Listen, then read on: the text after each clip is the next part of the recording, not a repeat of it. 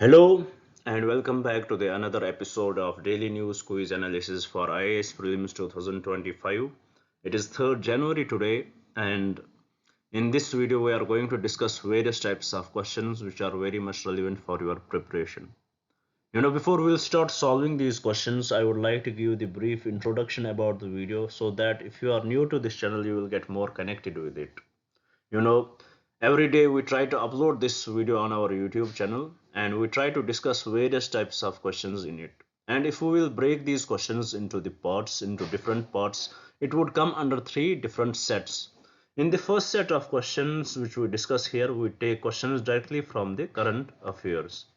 What we do, we take up the most important articles from the newspapers, we break them down into the simplest language possible, and we derive the prelims based questions from those particular articles, so that it will give the idea how a question can be formed from these particular articles, what should be your approach towards the prelims preparation, how you should go through these newspapers, what part of the newspaper is important for your prelims preparation. You should know that. That's what we discuss in our first part of our discussion. After discussing questions with respect to current affairs, we shift our approach towards this another part of our discussion, towards the second part of our discussion, where we discuss questions related to the static topics.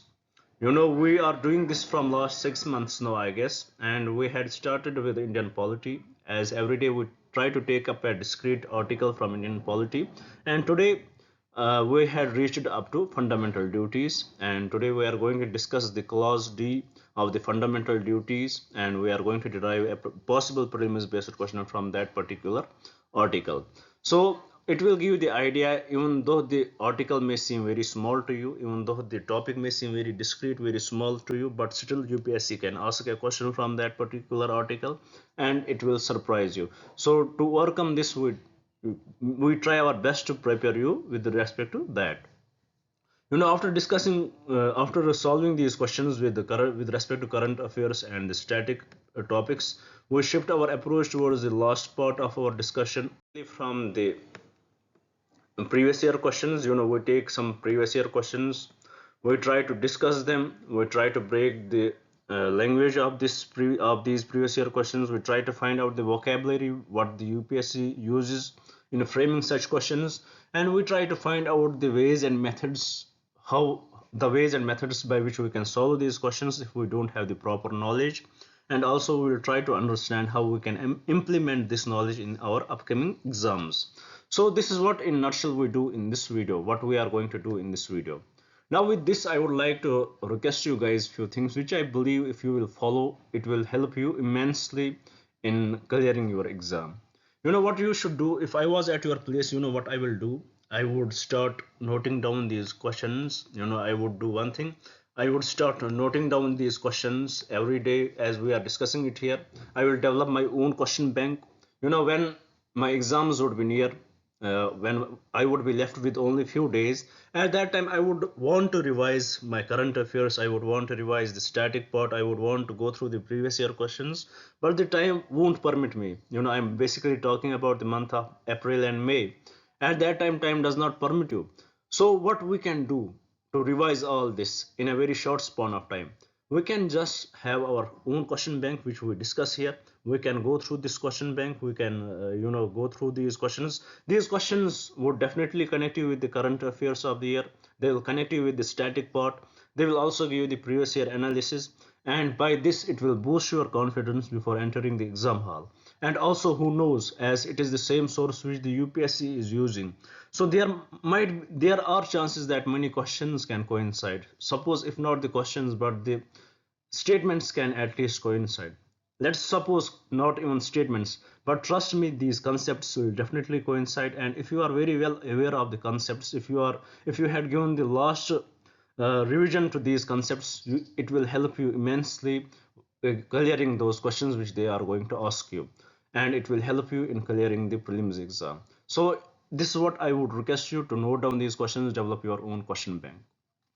So with this, one more request to you guys, please do subscribe the channel if you have not subscribed it yet. Share it with your friends so that they may also get benefited from this initiative. Now with this, let's start solving the questions here one by one. and let's see why we had brought such questions. Let us discuss the context of these questions. Here the first question, it says, which of the following statements regarding the proposal to link voter ID with Aadhaar in India is are correct? So, which of the following statements regarding proposal to link voter ID with Aadhaar in India is are correct? So, we have to find out which of the above statements are correct from these statements given here. You know why we had brought this question? You may ask me this question, sir, why we had brought this randomly, why we brought this question randomly here? Because the article in the newspaper talked about this. There was a proper discussion between two authors, two writers, who discussed about the impact of linking voter ID with the Aadhaar card. You know, usually in our country during elections, it is often blamed that there are duplication of voters. Duplication of the voters is one of the major issue in our electoral system, that in different constituencies or in different states there are duplication of voters, that for the same voter is linked in some state and he is also linked in another state. So this duplication of voters is one of the major issue in our electoral system, in our elections. And also there are various different frauds related to elections. So according to one author, that if we will link according to one author, according to the article which I am talking about, which was in the newspaper, one author highlighted that if we will link these voter IDs with the Aadhaar card, it will definitely lead to biometric authentication, and it will definitely eliminate one of the major issues, that is duplication of voters. This issue would be definitely eliminated by this. But here there are another arguments which are against the Aadhaar linking of voter IDs, because Aadhaar is giving, because having a Aadhaar card in our country does not mean that you are a citizen of that particular country. There are more chances that more frauds will be associated with it. For example, if any foreigner comes in our country, he can get Aadhaar just for sitting 6 months in our country. He will be given the Aadhaar card. So it can be, so linking Aadhaar card with the voter ID, it can be misused there. The frauds can increase, and also there are many citizens in our country who don't have Aadhaar card, but they are eligible voters. It may also miss the voters from the voting list. So it may miss many voters by just linking voter ID with Aadhaar card. So in nutshell, the conclusion of that discussion with respect to linking Aadhaar card with the voter ID, it has more drawbacks than the advantage it could give. It can definitely reduce the duplication, but frauds, it may increase the voter. Many voters can be eliminated because they don't have the Aadhaar card. They are not linked on the Aadhaar card. Many voters can be eliminated, and many fake voters can be introduced, because they might be foreigners, they might not be the citizens. They would have the Aadhaar card and they will easily get access to the voting. So these are the issues associated with it. And with this, I hope you had got the background of it, why we had discussed it, because there was article in the newspaper which discussed about the advantages and disadvantages of linking Aadhaar card with the voter ID. And the only thing which it can eliminate is the duplication, and the frauds associated with it could might increase. There would be more increase of the frauds with respect to linking Aadhaar card with the voter IDs. So this is in nutshell the background of it. Now with this, let's try to solve this question and get more idea about it. Here the question says, as we have to find out which of the following statements are correct with respect to linking linking voter ID with Aadhaar card. First statement, linking voter ID with Aadhaar aims to reduce duplicate and bogus voting during elections. 100% correct. It would definitely its aim is to reduce duplicate and bogus voting during elections. Duplicate voters can be reduced, duplication can be reduced through this. 100% correct. Nothing wrong with this statement. Second statement, it says it will enhance the efficiency of election process by enabling seamless voter verification. 100% correct. It will enhance the efficiency of the election process by enabling seamless voter verification, because we have the biometric authentication through this. It can definitely help in that too. Third statement, the move could lead to the exclusion of significant number of eligible voters, particularly those without Aadhaar card. 100% this move can lead to this. Fourth statement, the Supreme Court has ruled that linking Aadhaar with voter ID is mandatory for all citizens in India. Totally incorrect. Nothing wrong, nothing right with this statement. So here with respect to this question, the correct statements are statement 1, statement 2 and statement 3. With this, by solving this question, you had got the basic idea why we had discussed it, what are the issues arising right now in our country. There are duplication of voters, same voter is you know uh, is found in one constituency, he has to vote in one constituency in different states. That same voter is linked to different states. This can be reduced by linking the voter by linking voter ID with Aadhaar card. But rest there are various issues which can arise of this, and that we had discussed in very much precise manner. Now with this, let's move to the another topic and try to solve the question. Here the question is about the Goton Lake. Why we had brought this question? Definitely because of the statements made by the Donald Trump when he talked about that the Panama Treaty with Panama Panama Treaty was, according to him, the Panama Treaty was foolish from the USA side. They should have not signed it, this Panama Treaty. So why he had called this Panama Treaty is foolish? We discussed it in our previous class. We discussed about Panama Canal itself, that how it was built by USA, how first France tried to build it but they failed. Then came the USA, and in 1914 they completed it. They started, the trade from this route was started. Panama Canal started in 1914 till 1990. It was under till 1999. It was under the control of USA. Then it was given to the Panama Canal Authority, and they are controlling it. With respect to this, there are some conditions which the USA imposed on Panama Canal Authority or Panama itself, that there are few conditions which they imposed. First, that this canal cannot be misused for the military purposes except for USA. USA has the exception, they only purpose. So this was one of the exception given by the USA, and different more issues with respect to that. Now why in 1999, why USA, USA gave it to Panama Canal Authority, and now now the Donald Trump, he is making statements with respect to this, that it was very much foolish from USA.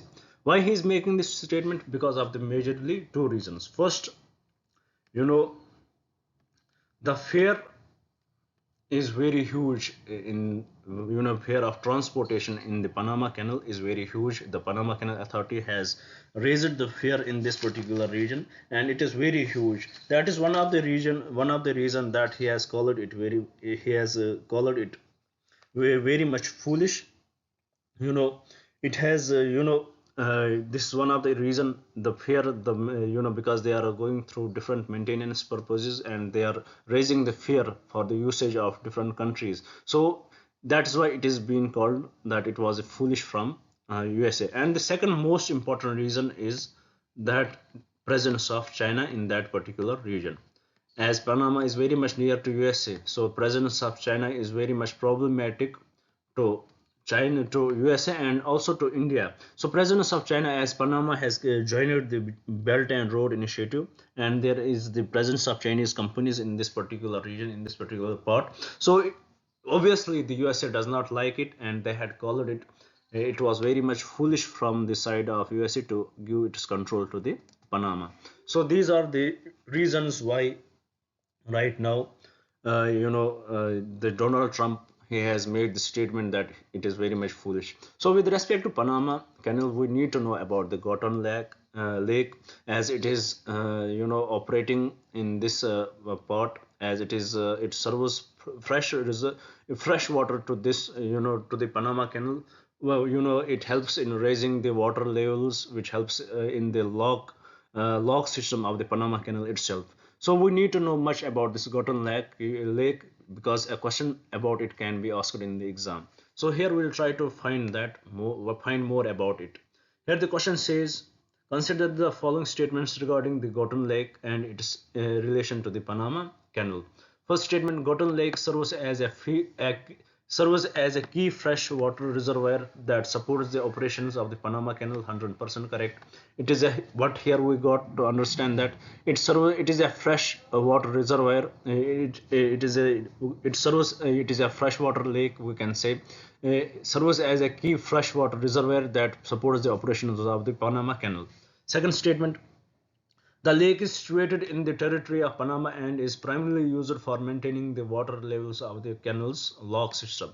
100% correct. It is situated in the territory. The lake itself is situated in the territory of Panama and is primarily used for maintaining the water levels of the canal's lock system. Third statement, Gorton Lake was artificially created to divert water from the Chagres River for the operational needs of the canal. 100% correct. It was artificially created to divert the water from the Chagres River from the operational needs of the canal. Fourth statement, the Panama Canal Authority has proposed reducing its dependency on Gorton Lake to manage its water resource sustainability. No such thing is right now in Panama Canal Authority's minds. They had not proposed anything like that. Yeah, they are going for the for development of different lakes, but yet they had not raised any such concern. So fourth statement is incorrect. So with respect to this question, the correct statements are statement 1, statement 2 and statement 3, and from the code given below, the correct code would be option A. So here we got to know that Gorton Lake, it is a freshwater lake. It is artificially created. The purpose was to divert water from the Chagres River for the operational needs of the canal. You know, this lake is situated in the territory of Panama itself. So these are some important points about the Gorton Lake which we understood from this question. And why we had brought this question? Because of the statement made by the US President to be Donald Trump. He made the statement that this treaty was foolish from USA side, that they had given the authority of the Panama Canal to the Panama Canal to the Panama itself, and it was, as it was under the USA's control, different agreements were signed between Panama and USA, and finally it was in 1999 it was given to the Panama. Its authority, its control was given to Panama with few conditions, that it will maintain neutrality, and for the military purposes only USA can use it for the military purposes. And why they had called it foolish? Because the charges are high. They are raising the charges in this particular, they are raising the charges in this particular region, for the trade purposes. And second, the presence of Chinese companies. So with this, let's move to the another question and try to solve that. Here the question is about which of the following treatment modalities are commonly employed for the localized cancer, where the disease is confined to the organ of origin and has not spread to distant sites. You would have heard about lung cancer or prostate cancer or anything else. So what are different treatments which the medical science proposes to solve these issues? So there are various treatments. For example, surgery is one of the issue, radiation therapies, chemotherapies, immunotherapies. So all of them, coming to the question here, all of the four are correct. Surgery involving the physical removal of the tumor and surrounding tissue. Nothing wrong with this statement. Second, radiational therapy using high energy rays to damage and destroy cancer cells. Correct. Third statement, chemotherapy utilizing drugs to target and kill rapidly dividing cells through the body. Correct, nothing wrong with this. Immunotherapy stimulating the body's immune system to recognize and attack cancer cells. All the four are correct. Nothing wrong with this question, nothing wrong with the statements. But here the question which you could ask me, sir, why we are solving this question here? What is the purpose? The purpose is in today's newspaper because there was an article which talked about that Indian researchers had developed what? Injectable hydrogel. Developed injectable, I hope you would understand it, hydrogel. So for targeted cancer treatment, whenever there is any physical, for example, there is the localized cancer, and if these methods are used for surgery, surgery is used, there is some, whenever surgery is done, there is definitely removal of the either that part of the part where the cancer is located, or full organ is removed. So this leads to different side effects. Surgery involves different side effects. So what does radiation therapy? Radiation therapy, when for example there is a liver cancer and radiations would be put on that particular region, it will definitely impact the nearby regions. So there are high chances of side effects. So is the case with the chemotherapy. When you take the medicine drugs with respect to the any particular problem with your organs, that with respect to that cancer, it will definitely lead to various side effects. It will definitely lead to various side effects. So work to overcome these issues. The Indian researchers, especially, these researchers are from which college? These researchers are from IIT Guwahati and Bose Institute of Kolkata had together developed this hydrogel. Now how it will help in, they will inject this hydrogel and it will reach the targeted place and it will dilute there and start doing its function what it is supposed to do. So this would be the mind-blowing job. It would be the one of the greatest initiative which the medical science can provide right now. It is believed, most of the, there is a conspiracy theory with respect to chemotherapy and radiation therapy, that it is not it is not true, but there is a conspiracy theory which I won't mention here, that you should not believe it. But many scientists, many people believe that the people, if they would have died because of the cancer, if for example if their life period would have lost for 6 to 12 months, once those patients start taking these chemotherapy or radiation therapy, their lifespan, either if it is able to correct the cancer, it will increase. If it is not able to correct the cancer, it will further damage their immune system, it will further damage their lifespan, it will reduce it to 6 months only. So it is somehow believed by many people, believed by many doctors. So what here, this the discovery of this hydrogel, it could play a huge part in the treatment of cancer, in the treatment of this localized cancer. That is why we had brought this question, and these are the various methods by which we can solve this issue. As surgery is one of the issue, radiation therapy is issue, chemotherapy, it can be the method to solve this issue, immunotherapy, it can be the method to solve this issue. So with this, I hope you had understood the topic and also the question here. Now coming to the another topic, which is in the newspaper today, which is basically about the same question which we discussed yesterday about Unified District Information System for Education Plus. We discussed about it and almost statements are same.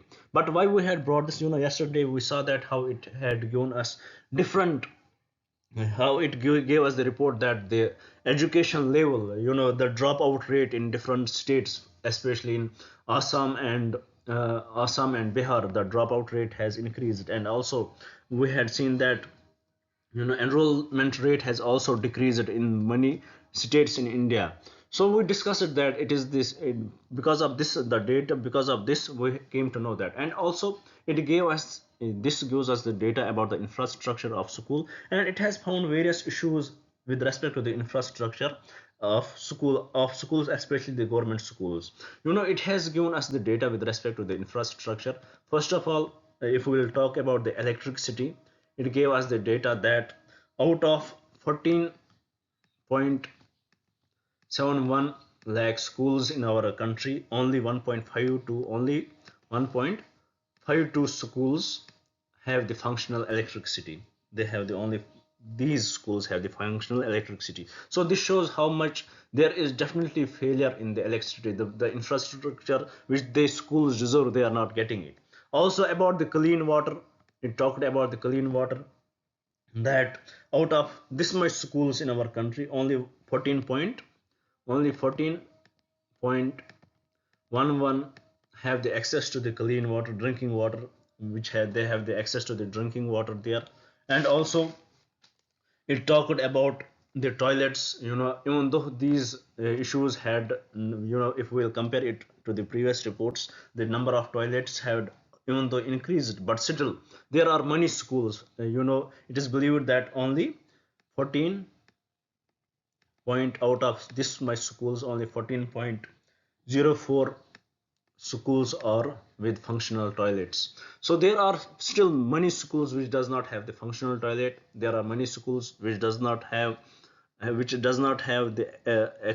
which in which students don't have the access to the drinking water. And there are many schools, way more schools, that they have the electric connection there, but they have that electric connection is not functional. So these are various infrastructural issues which were raised by this data, by this database. So with respect to this, we need to know much about it, as we discussed this in the earlier in yesterday's discussion also. Now let's have a recap over it and solve it. Here the question says, with reference to the Unified District Information System for Education Plus, consider the following statement. It says UDISE Plus is a database maintained by the Ministry of Education, 100% correct, that collects information from all recognized schools in India from pre-primary to higher secondary levels, 100% correct. It is from pre-primary to higher secondary. This is the catch, if they will ask you a question, they will, either they will interfere with this ministry, or they will interfere with they will interfere here, they will mark they will put a catch in here, from pre-primary to higher secondary. They will add, they may add they may add a statement here, from pre-primary to higher studies. So it makes it incorrect. So we need to know what are the classes which are involved with this. Second statement, what are the schools which are involved with the second statement? The data collected through UDISE Plus includes information on school infrastructure, teachers, students, enrollment, examination results, among other parameters. 100% correct, nothing wrong with the statement. Third statement, UDISE Plus data is used to assess the progress of school education schemes and to inform policy decisions at the national and state levels. 100% correct. All the three statements are correct with respect to this question. It was a little recap what we discussed yesterday, but today we had some different data associated with it. Now with this, move to the last question of today's discussion, with the respect, one more question with respect to the medical drugs.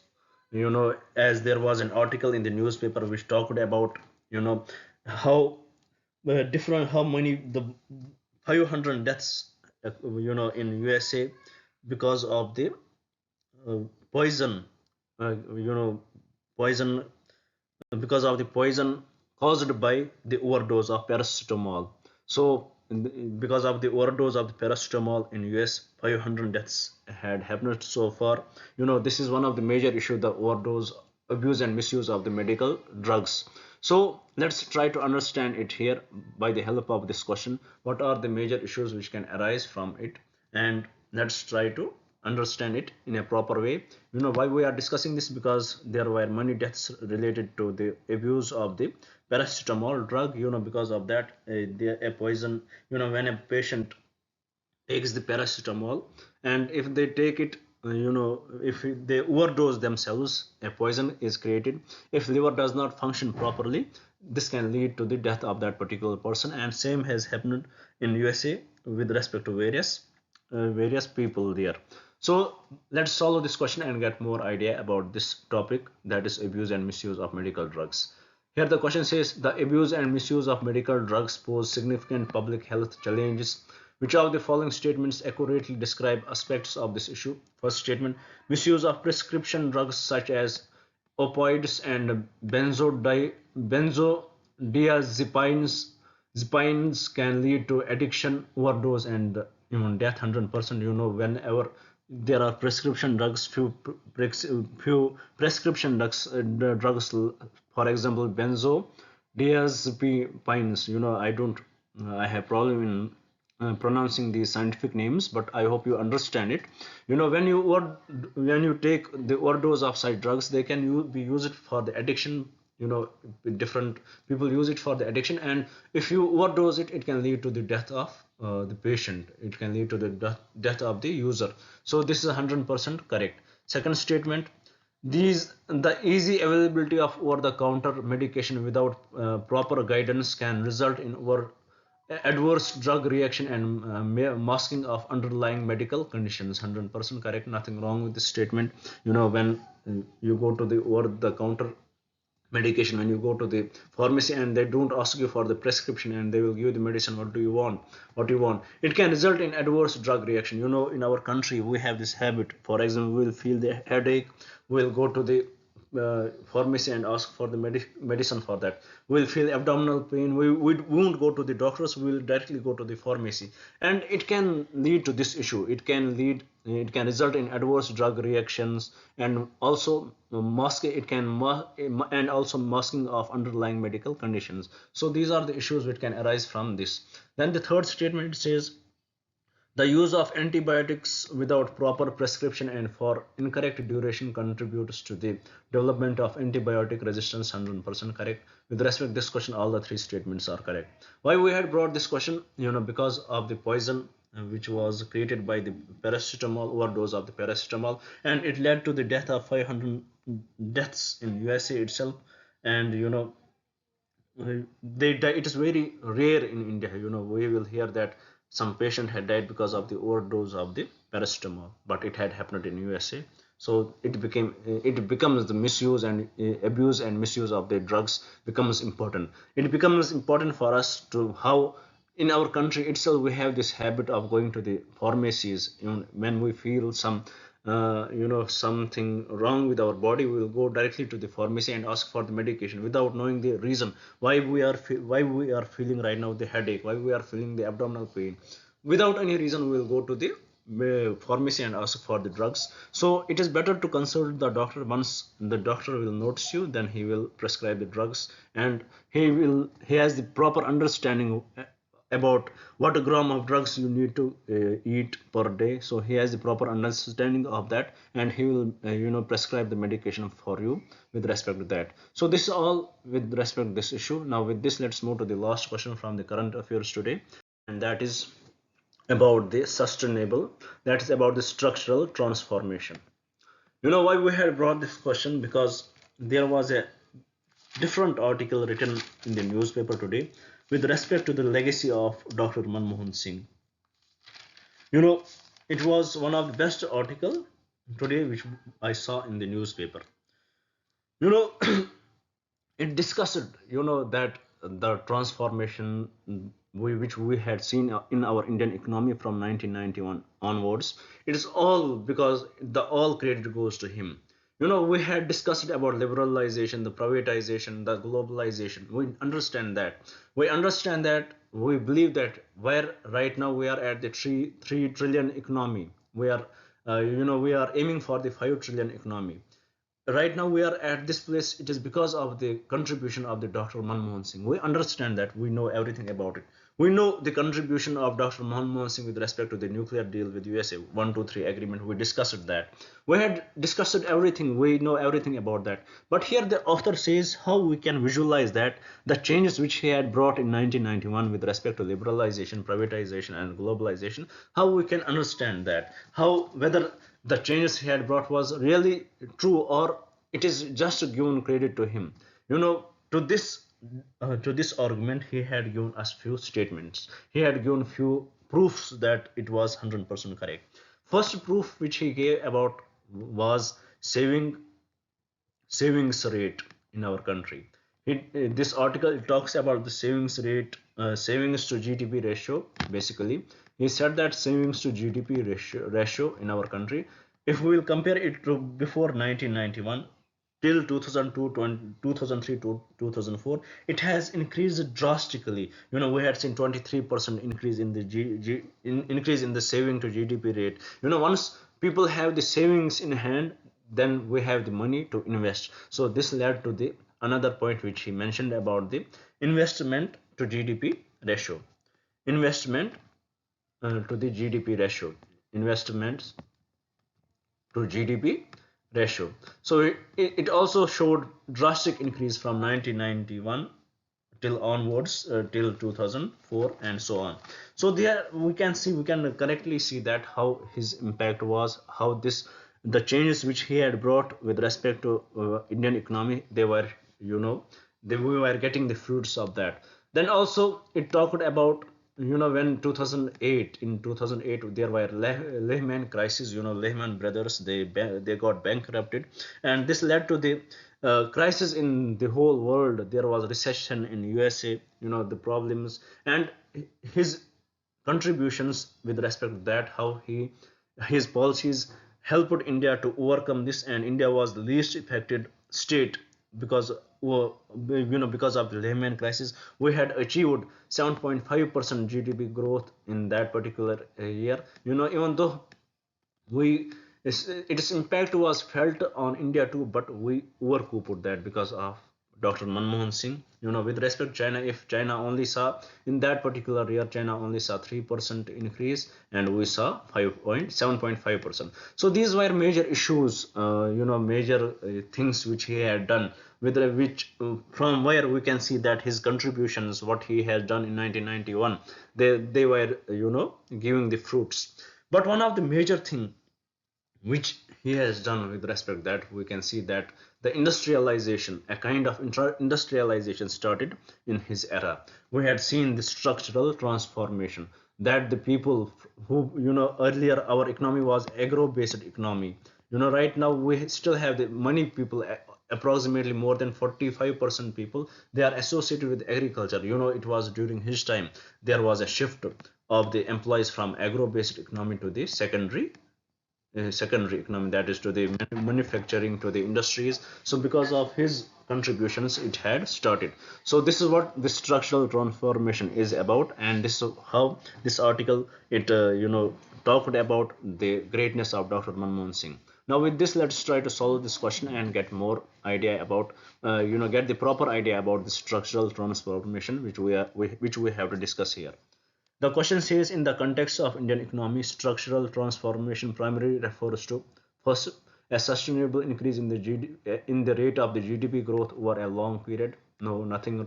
It is not that. It is not. It is not what the structural transformation refers.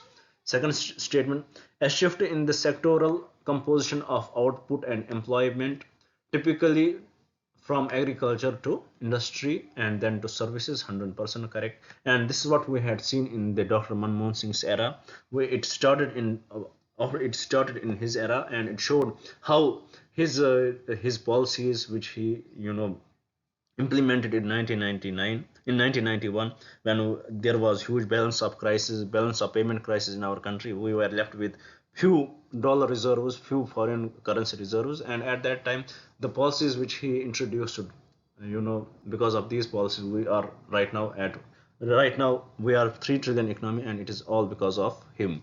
So with respect to this question, what is this economic structural transformation? Shifting from agri sector to the shifting of the employment from agri sector to the secondary, that is industry, and to the services. So with respect to this question, the correct statement is option B. With this, I hope you had understood the topic itself, you had understood the context, and you had understood little bit greatness about the Dr. Manmohan Singh with respect to approach, with respect to his presence in Indian economy. So with this, let's move to the another part. With this, we completed today's discussion with respect to the current affairs. Now let's move to the another part of our discussion, where we will solve some static based topic questions. Here today's static based topic question is about the Article 51A clause D. Right now we are discussing the fundamental duties.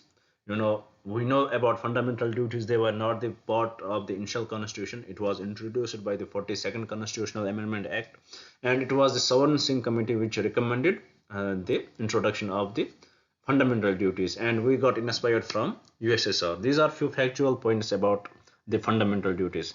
Now, as today we have to discuss about the clause D of this article. Now let us see what does this question say, and by this question we will understand it. Here the question says, Article 51A of the Indian Constitution enumerates the fundamental duties of citizens with specific reference to clause D of this article. Which of the following statements are correct? Here it talks about the clause D. First statement, it mandates compulsory military service for all able-bodied citizens. Totally incorrect. There is no compulsory military services under this article. Second statement, it places a duty on citizens to defend the country and render national service when called upon to do so. 100% correct. This is exactly what the Article 51A clause D says. It places a duty on citizens to defend the country and render national services when called upon to do so.